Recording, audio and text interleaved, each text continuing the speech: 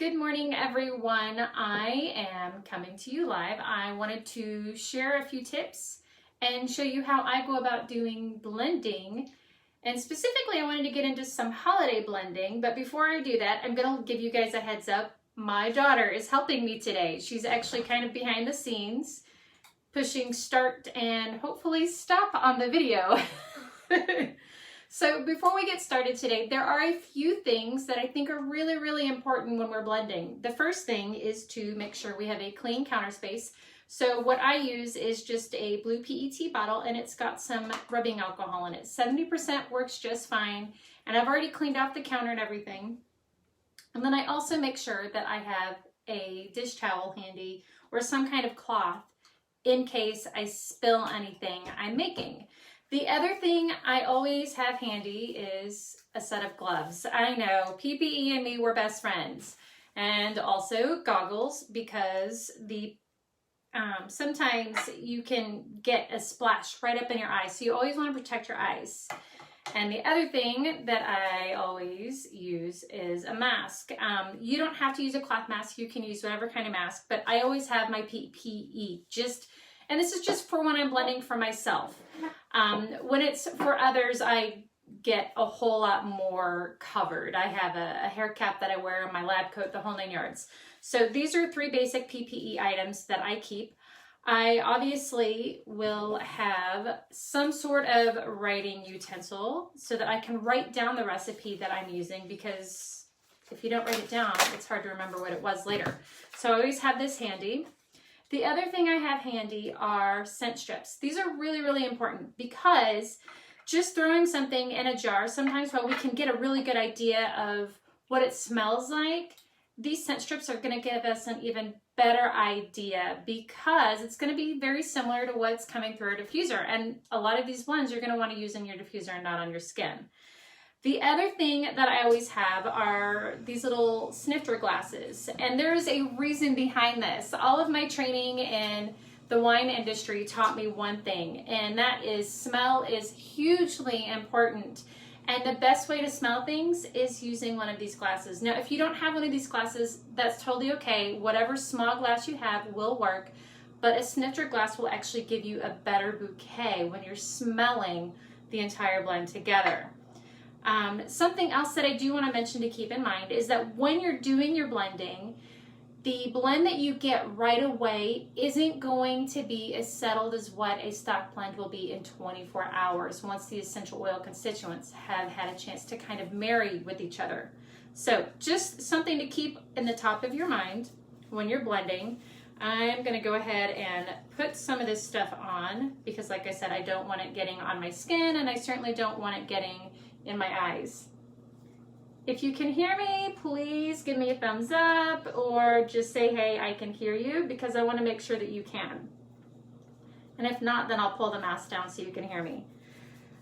So I'm just getting these on. Do you guys have a preference of what kind of blend you want to make first? I'm thinking something with spices, maybe like a gingerbread type blend.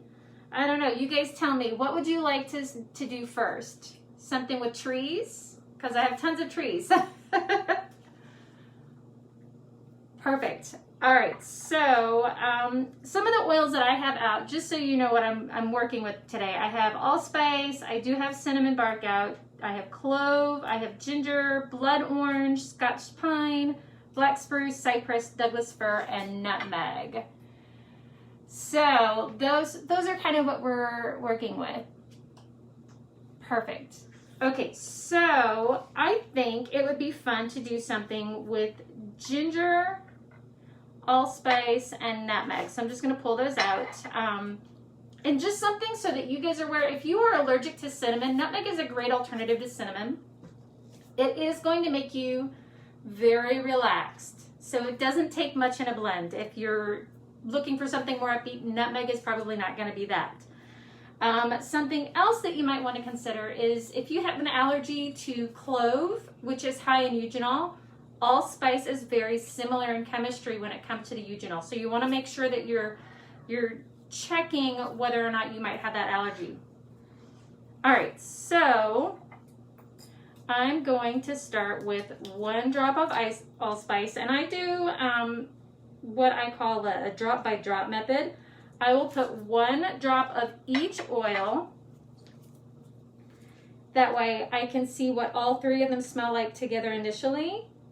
And then I will add the blend going from there, or add to the blend going from there. And that's something that's pretty basic in terms of blending. It really, really helps with determining what your base note's going to be, if you want something a little bit more fragrant with 1 oil or less fragrant.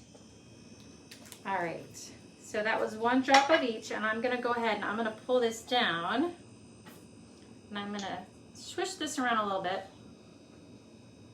And it doesn't have enough ginger for me, so I'm going to add 1 more drop of ginger, and that might get the blend the way that I want it to smell in regards to a good gingerbread blend. Another thing you can add, sometimes people like a little bit of citrus to it. You can add an orange to it. I don't necessarily need the orange in it, but I really do like doing it this way. And that smells pretty close, so I'm going to take these and then I'm going to test it on this scent strip.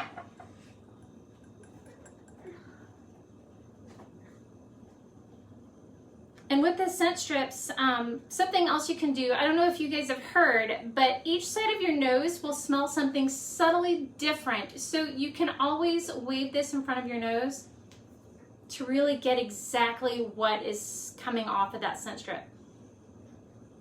And that is pretty darn close. So I'm gonna go with that for my blend, and I'm gonna set this off to the side. And I'm gonna write this one down because I'm actually gonna put this in a PDF that's gonna be downloadable for you guys so you can download several recipes once I'm done blending them all today. I'm only gonna make 1 more blend, I think, for this morning, so I'm not holding all your Saturday time. If you guys have questions, do ask. Oh, a smoky fall scent. I actually, I wanted to put out a blend that smells like campfire. And I know that sounds kind of strange, but I'm holding off a little bit because we've had such really bad fires. I'm not too much in the mood for all of that. So I know there's some of you that are, but I am working on that blend, and I actually have it pretty close to being done.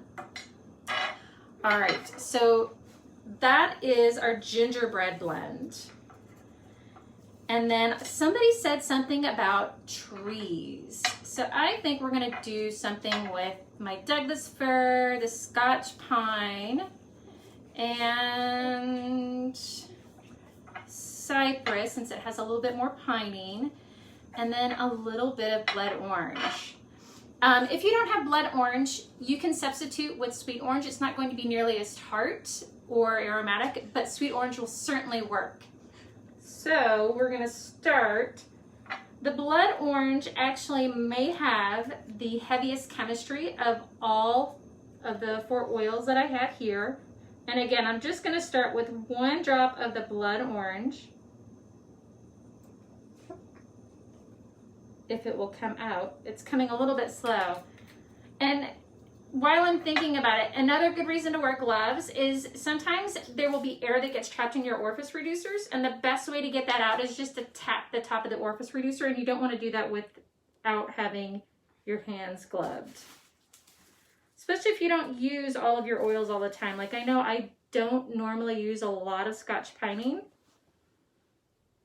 There it goes. It's just super slow out of the bottle. And then this is already smelling pretty awesome.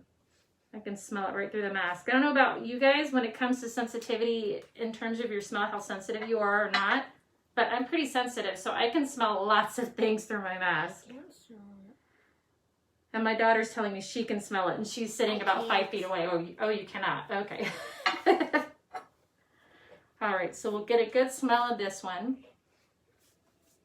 And that smells really good with just equal parts of those 4 oils. So that's a good Christmas tree blend. It really does smell like a Christmas tree. So I'm gonna stop with that one and just mark down those.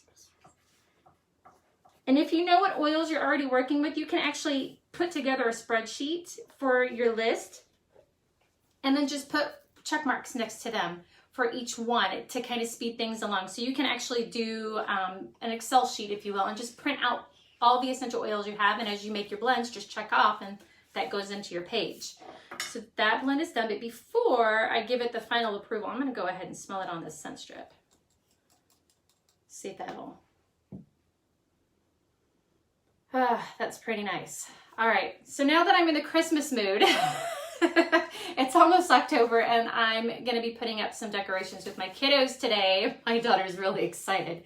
So that's pretty much it for now. If you guys have questions about these blends or you need some more tips when you're sitting down and doing things, don't hesitate to reach out and ask. I am always around, and even though it may take me a few minutes longer to get to you, I do want to answer your questions. And like I said, I am gonna put together a list, a PDF, that you can download from the website to get all of these blends once I have them finished. All right, have a great Saturday. I'm gonna let my daughter turn off the video. Finish button all the way on the bottom there. Have a great